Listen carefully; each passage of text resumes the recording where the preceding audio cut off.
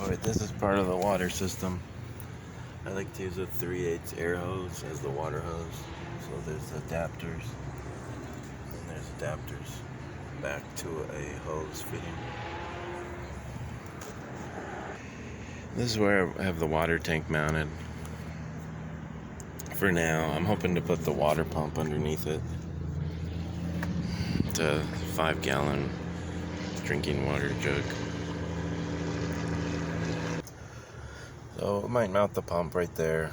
There's a piece of scrap wood.